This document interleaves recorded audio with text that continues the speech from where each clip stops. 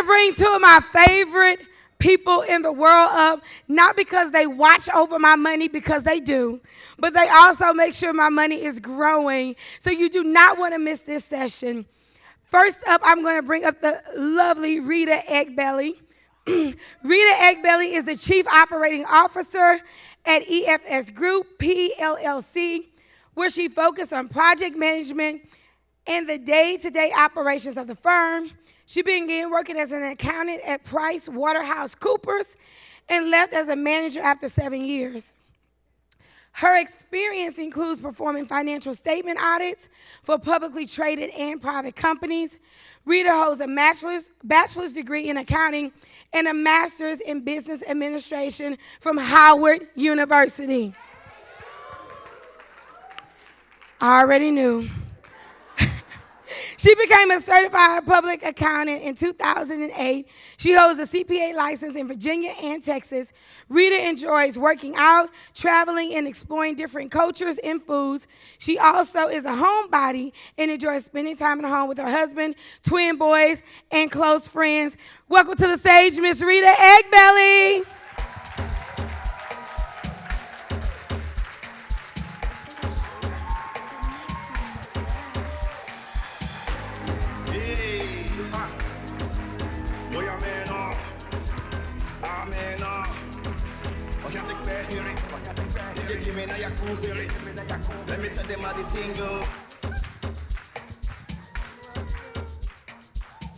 Hi, everyone. Next, we bring up the man with the 8-figure focus plan, my brother. Ephraim Eggbelly is the founder and managing director of EFS Group PLLC, where he focuses on client relationships and business development. Ephraim has been a certified public accountant since 2012. Previously, Ephraim was an audit associate at PricewaterhouseCoopers, where he worked on financial audits engagements for large Fortune 100 companies. Since 2009, Ephraim has dedicated his career to helping small business owners strategize on how they can maximize their profits while lowering their tax liabilities. Ephraim's dedicated work has helped hundreds of entrepreneurs improve their business finances, which turns into helping them grow their business. Ephraim holds a bachelor's in business administration and accounting from the University of Houston. Ephraim is a gold level 0 certified advisor. He is also a proud member of the National Association of Black Accountants and the American Institute of Certified Public Accountants. For fun, he enjoys traveling, dining out, and spending time with his fine wife, and his twin boys. Welcome my brother Ephraim Eggbelly.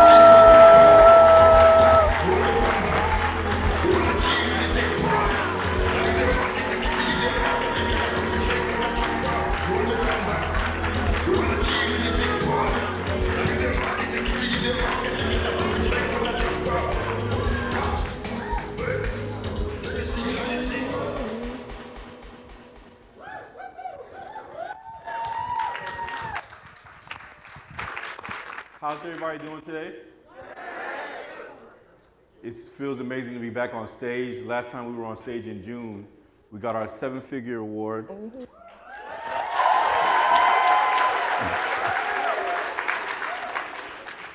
And there was a lot of crying going on in the room. That is hilarious.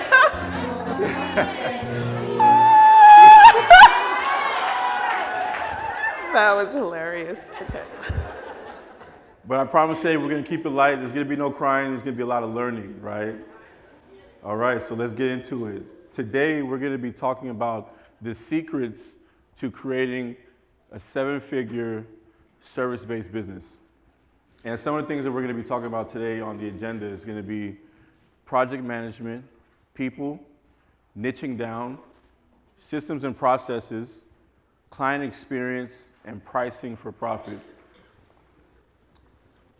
So who are we? Brandon did an amazing job of introducing us, but we can kind of go over that a little bit more. Me and Rita are co-owners of EFS Group PLLC, an accounting and advisory firm that helps our clients manage their money so they can scale their business with confidence.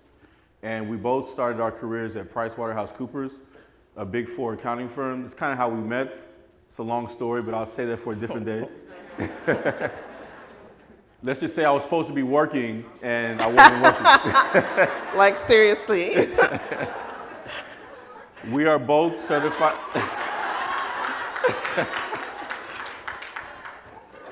Me and Rita are both certified public accountants. We are proud parents of our twin boys, Elijah and Elian, who just turned 3 years old in December. And we work with over 1,000 clients on an annual basis, helping them with tax preparation, accounting, payroll, the whole nine. So before we jump into our first topic of the day, which is going to be about people, I feel it's important that we talk about how we got here on this stage and our story. Are y'all interested in hearing that? Yeah. Okay. So I want y'all to think back to 2008, 2009. How many people remember that time frame? Right. There was a lot of turmoil going on in the United States. We did have a new president, a first black president, Barack Obama. Right? But then during that time, we had a lot of things going on in the economy. Right? The stock market was taking a big tumble. Real estate was going under. A lot of businesses were shutting down. A lot of people were being laid off. Right? I was one of those people that got laid off of my job at PricewaterhouseCoopers during that time frame. How many of you know someone that was laid off their company during that time frame? Mm-hmm. Right. So as you can tell, for a lot of people during that time frame, it was, for me, I was depressed during that time frame because for 6 months, I was waking up every day, logging on to monster.com, right? Because back then it was Monster, now it's Indeed. But I was logging on to monster.com looking for jobs every single day. I was going on interviews, and every interview I went on, each company, they were like, we like you, we feel like you're a good candidate to work for us, and we want to bring you in, right? So I would leave the interviews, I'd be excited, then I wouldn't hear back from anybody, right? And it's like, what's going on? And it got to the point where I had a recruiter at Robert Half International, which is an accounting recruiting firm, that told me he didn't believe that people were going to be able to find jobs for the next year, right? So for 6 months, I'm doing this, and then one day I just woke up and I said to myself, you know what? I'm done. I'm no longer looking for work. I'm going to start my own business.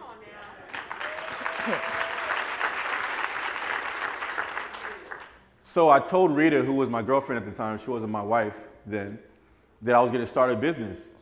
And she was supportive, but I could tell that she thought I was crazy. I did. But I started a tax preparation business, and it has since grown into EFS Group PLC, where we are today, where we work with so many different clients, and we've been able to gross last year multi-millions of revenue. So it's a happy ending.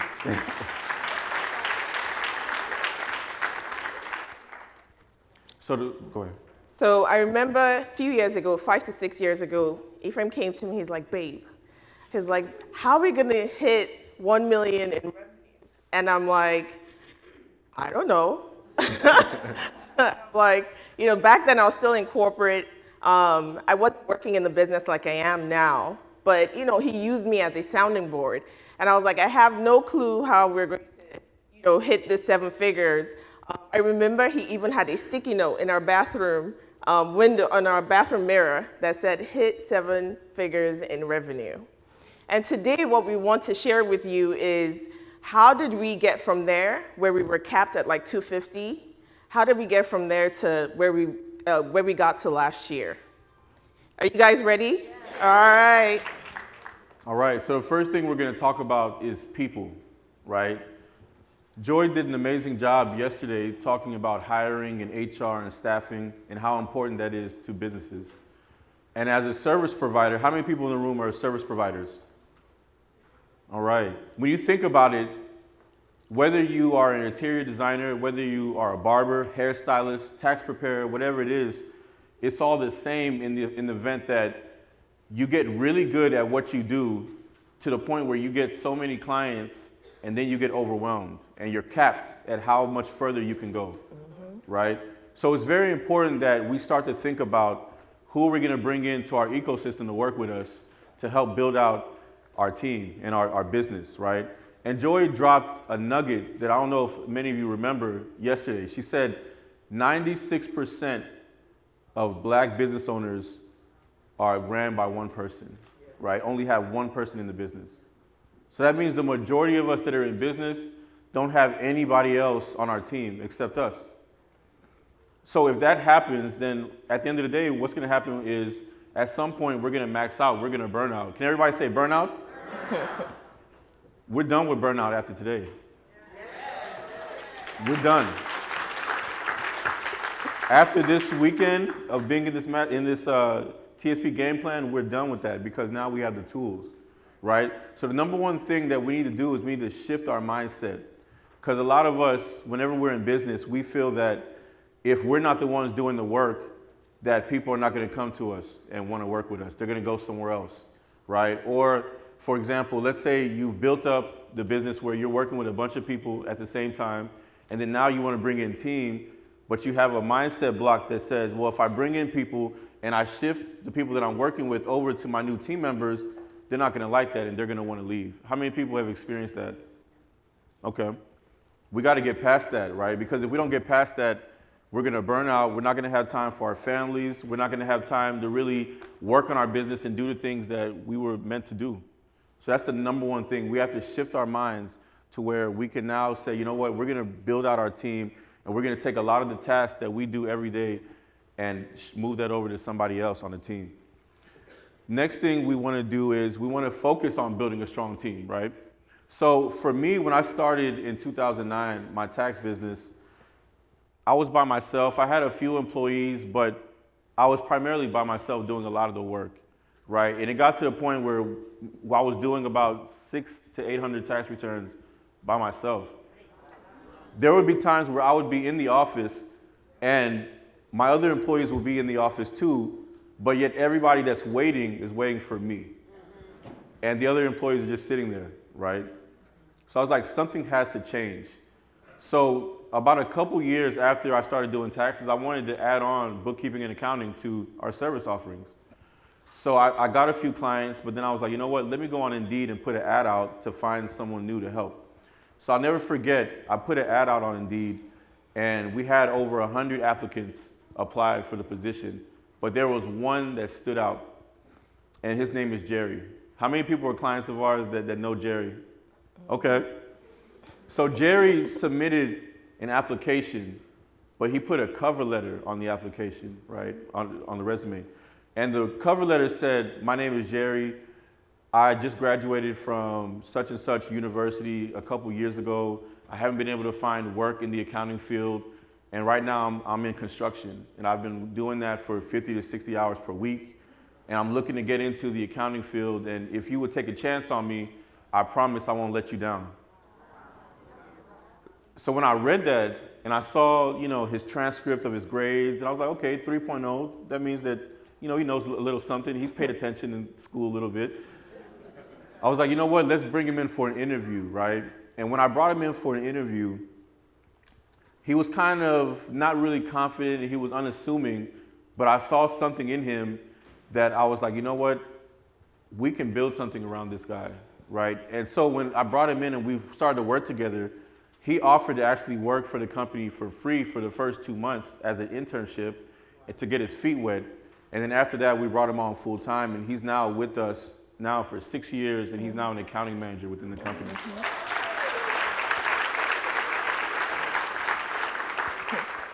And since then, once we hired him, that restored the belief in me that there's actually really good people out there that are waiting to work for us, right? Because before then, I had always hit a roadblock with people. And once I saw that he was dedicated to his work, I became thirsty. I was like, who else can we bring in here that has his same energy? Because I feel like if we can do that, then we can move further. So it's really important to build out a really strong team. Next thing is you want to create an energetic company culture.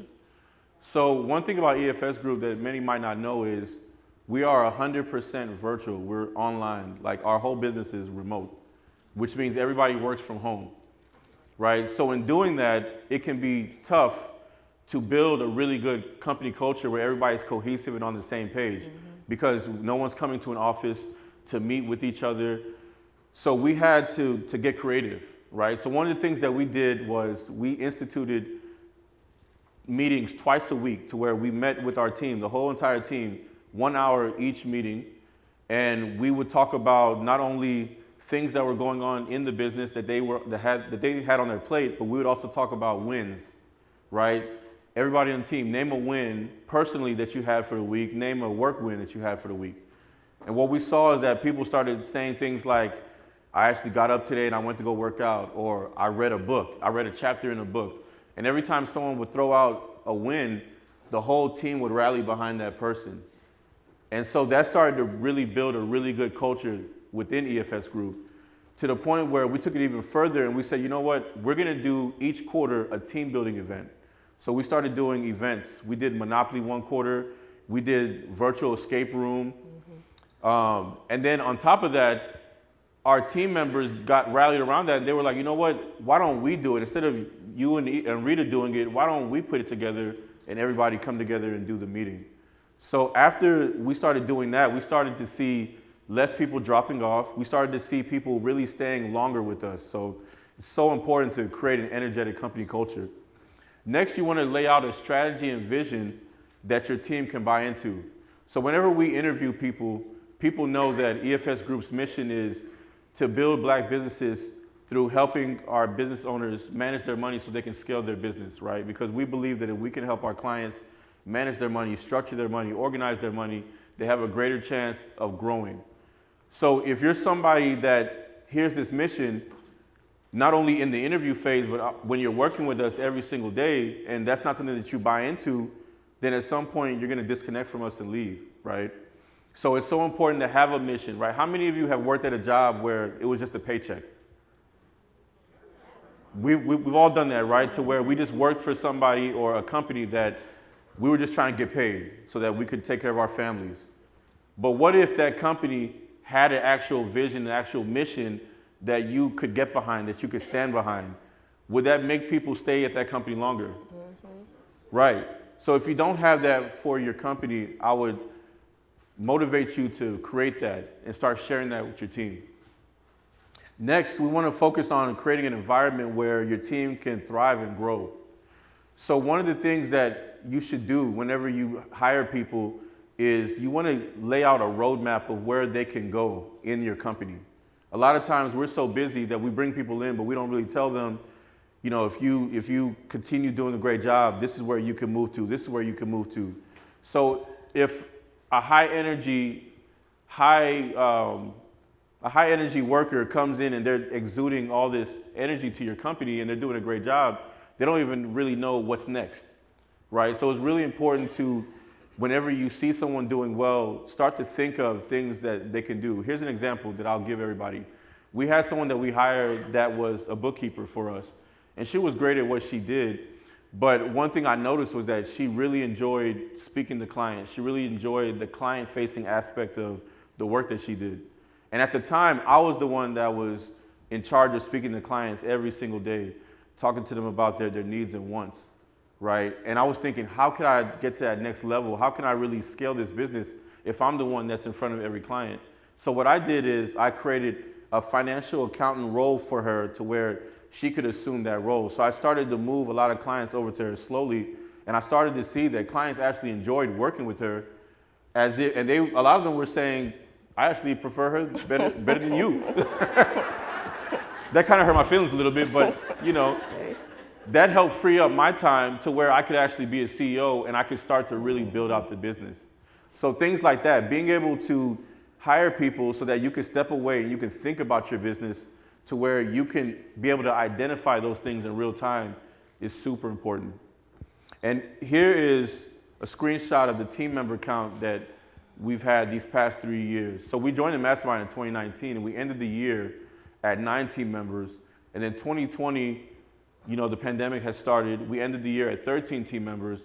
And then 2021, which is last year, we ended the year at 20 team members. And right now, we currently have about 22 to date. So that's how important team is. Thank you. And here's a picture of us last month at our virtual Christmas party that we did via Zoom. So, yep. All right, so now you have your team, and you've identified who will will help you get to where you need to be.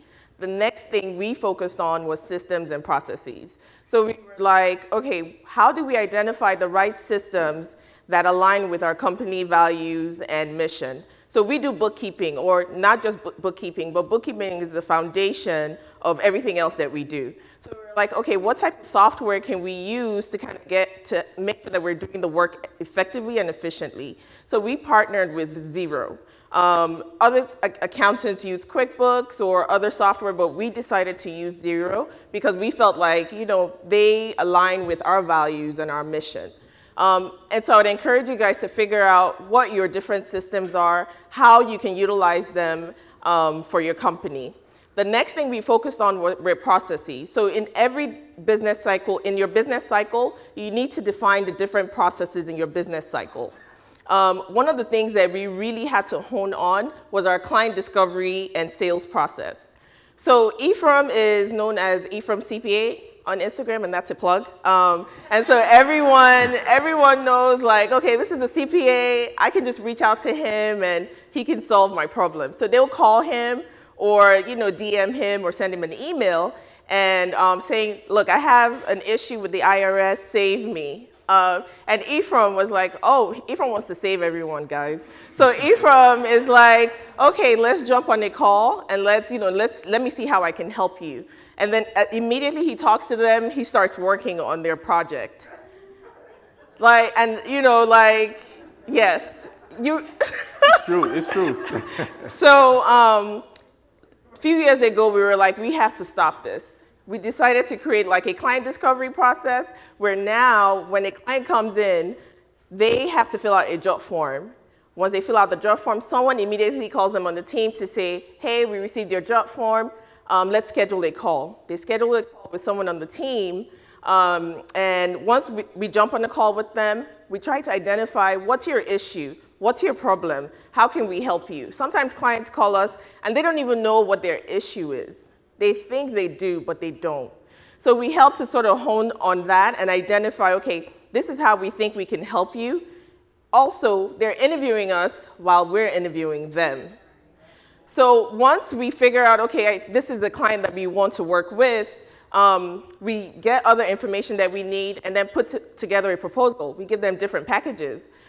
We send them a proposal, they pick the one that they're comfortable with, and then they now get into our ecosystem, get onto onboarding, and get into our ecosystem of clients. That has, our closeout rate for that has gone from I don't want to give fake percentages like Lamar was saying, but that has grown tremendously, right? Our closeout rate is so much better than it used to be in the past. That is probably one of the key things that we did that has helped us to scale. Also, you want to make sure that with your processes that your employees understand how to execute effectively. So back in the day, I won't lie, when an employee starts, we just throw them into the fire. We're like, you're going to figure it out because we got a lot of work to do. We don't even have time to train you. Just get it done. But now when an employee starts with us, they actually shadow someone in that role for 30 days. They don't do any work. They're just shadowing. The next 30 days, they kind of get their feet wet, but just kind of saying okay, let me see what this role is about, but they're still not taking on the role completely.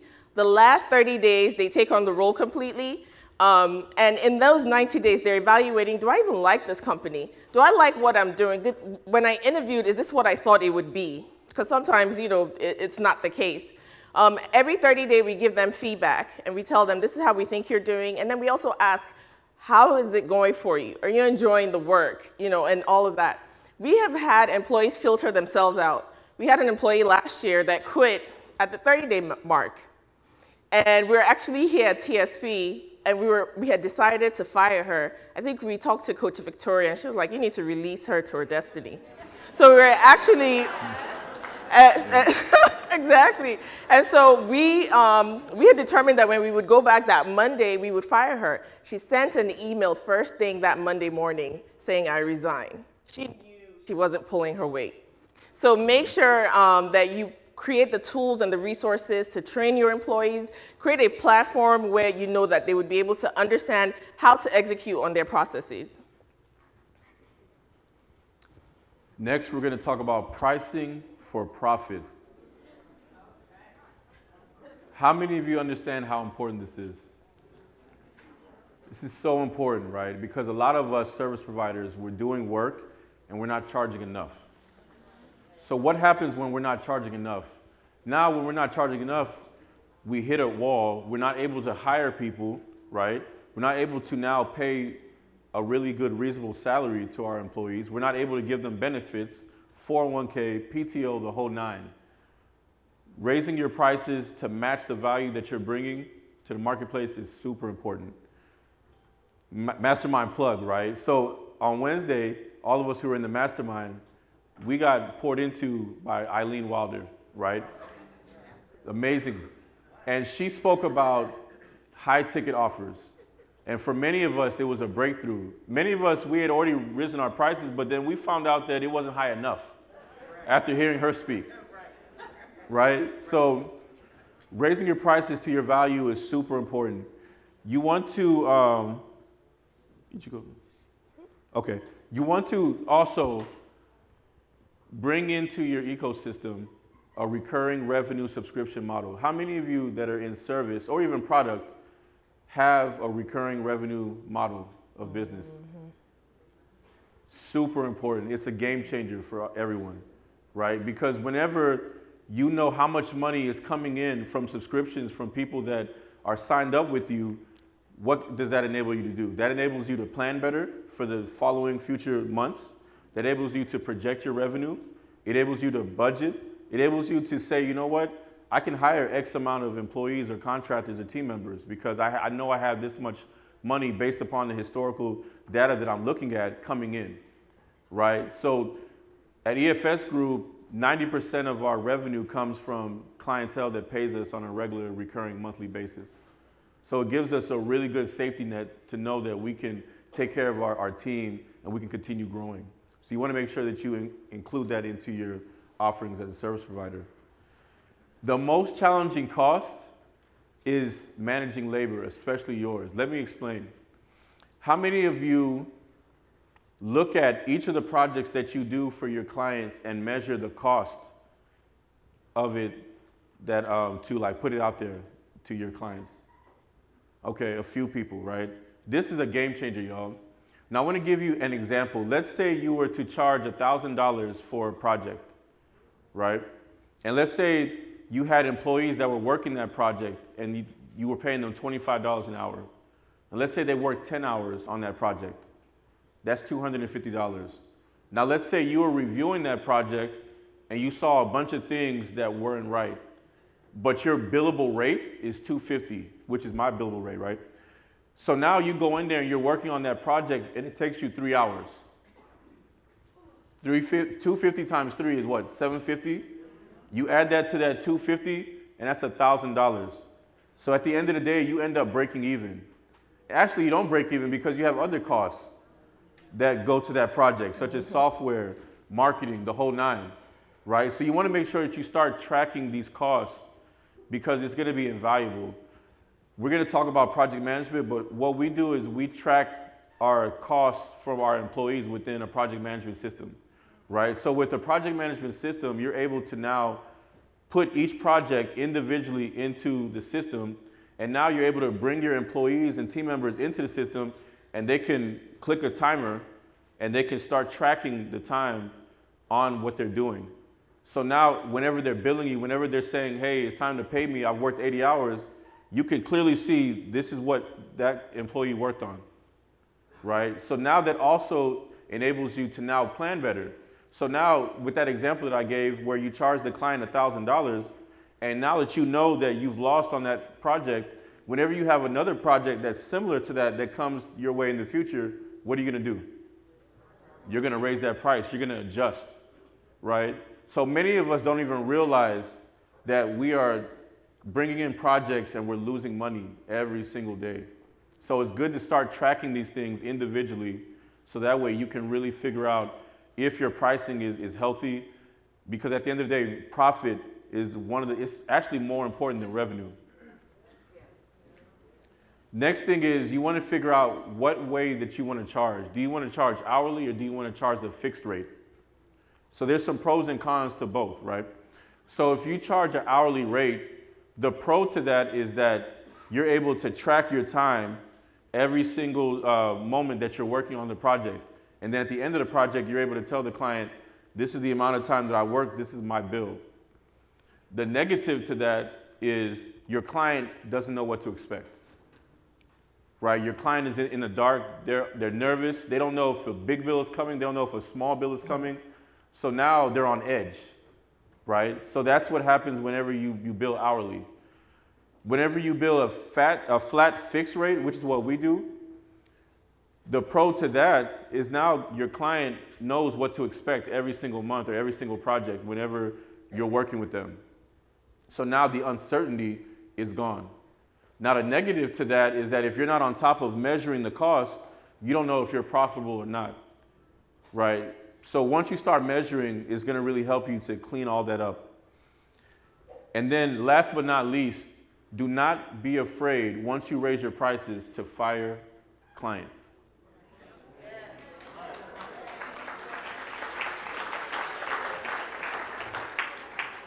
There are many clients that we work with that we love, but we know they're not a good fit for us, but we still work with them month after month after month. And then when it's time to raise our price and really charge our value, what happens? They don't respect the value that we're bringing to them. Release them to their destiny, like Coach Victoria was saying. I have an actual quick story on that. So there was one client that we raised our price on because we were charging a lot lower than what we should have been. She didn't like the price, she left. A year later, she came back. And she was like, I went somewhere else. The person I was working with wasn't as good as y'all. I'm sorry, will you accept me back? I'm like, of course. Come on back, you weren't that bad. For the new So don't be scared to fire clients. And this screenshot shows our revenue increase, right? So from 2018 to 2019, we had a 1.57x revenue increase. And then from 2019 to 2020, we had a 2.1x revenue increase. And then from 2020 to 2021, we had a 2.6x revenue increase. So by raising our price and hiring, that was able to really help us to accelerate our business. Did you see the sign? Yeah. Okay. That's what. Because he doesn't have his glasses, so I need to make sure he saw the 5-minute. It's like, we got to stay on time. Okay, so client experience. You want to make sure that, if you're purchasing a product, you can touch the product, you can start to use it. It's a tangible item. How many of us have paid for a service, and as soon as the money leaves our account, we regret our decision? Is there a reason why? Can you share if you don't mind? You can't see, you can't touch it. They probably didn't reach out to you immediately. They kind of let things lag. So that was us back in the day. And a lot of us think that the client experience starts when the client signs the dotted line. That's incorrect. It starts when they reach out to you to inquire about working with you. You need to create an experience for them from the get-go. And that was critical. So once we changed our client discovery and the sales process, our numbers changed as well, okay? You also want to make sure that when clients give you feedback, you use it. Actually be able to take constructive feedback and fix your processes as needed. And then also you want to make sure that you're thinking outside of the box. How can I create value for my clients in a way that my competitors can't? So for example, for us, one of the things we do is we're like, okay, we work primarily with e-commerce clients. That's our niche market. So we're like, what are some of their pain points? We're like, okay, cash flow management is a pain point, and I'm sure my e-commerce people will agree with me. So we're like, okay, how can we help them? So we came up with Profit First, or we came across Profit First, and we decided to roll that out to all of our clients. And I can honestly say for the clients that are in here, that work with us, that executed on Profit First, even when COVID hit, they weren't worried. They were more worried about, like, how do I pivot? Now I have to do things online and that type of thing. But they were not worried about, how am I going to sustain my business for the next 6 months? because they had the cash. But you got to do profit first properly. I will put that caveat in there. So that's one of the things that we did to kind of create value for our clients. All right. Next, we're going to talk about picking a niche and focusing on it. How many of you that are in the service industry have a particular niche that you're focused on and you're working on? Great. All right. It's a lot of people doing that. That's super important. That's something that when I first started the business, I had heard about doing it, but I fought against it. I didn't want to be someone that only was able to work with one particular industry or person. I wanted to be able to work with everybody, right? But what I realized was that working with everybody had me all over the place, right? So I wasn't able to be as structured as we are now because we were working with so many different industries. So the first thing you want to think about in niching down is whenever you pick a niche, you're able to become that go-to expert. How many people in the room would pay more money to somebody that was an expert at what they do? Mm-hmm. It's a no-brainer, right? We all want to make sure that whoever we're paying knows exactly what they're doing, is going to take care of our needs, even if it costs us a little bit more money, right? So becoming an expert in that industry or that area of focus helps you make more money. You're now able to price higher, right? The next thing is having a particular niche enables you to know how to market a lot better, right? So because we are focused on e-commerce, we are able to talk to our clients in the language that they can understand, right? We understand how it is whenever you've taken out a Shopify loan, a Stripe loan, a PayPal loan, a ClearBank loan all at once, and you need help through all that. We understand what it feels like when you don't know what it is, how to buy inventory, right? You don't know how much to buy inventory, and you're just looking at your bank account and you're using that money and you're just buying up whatever is in front of you, right? So we can speak to those type of things for our client. So now whenever we're marketing, whether it's online, excuse me, whether it's online or whether it's through email or whatever, we're able to speak directly to our client. The next thing is you want to, okay, I spoke about that. It allows you to become more structured and more organized. So I think that's everything. Yep. So I'm not going to kill this because I think Ronnie already did an amazing job with this.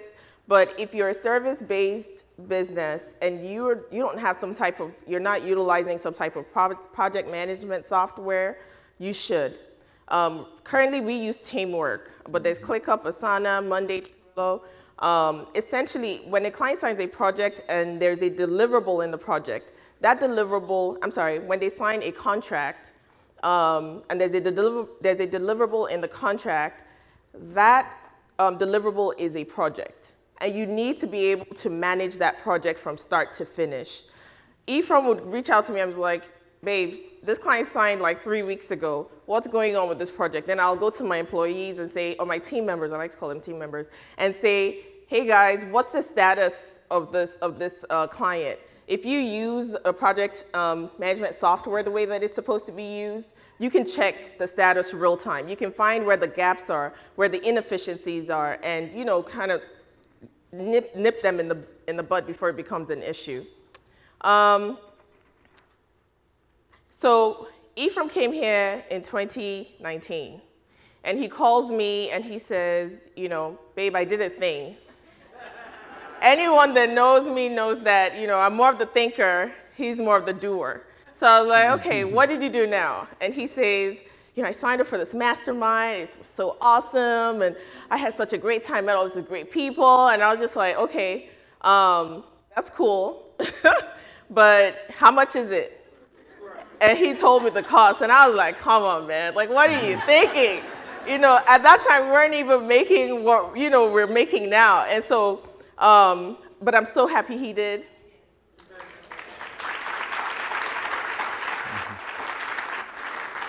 We have zero regrets on that, right? And it's because of the exposure that we have to everyone that's in this room. One of the things I think even Lamar did for us is when we came in here, we didn't have any niche market. And he was like, you guys need to niche down.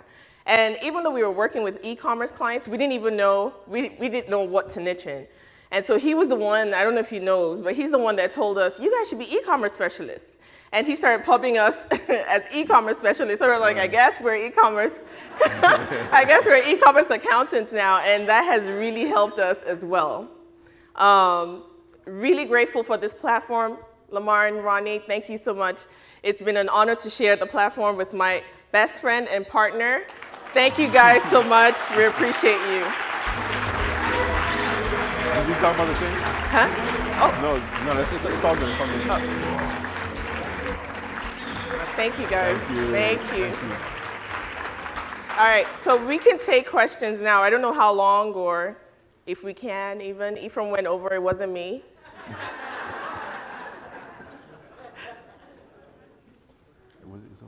Questions? Oh.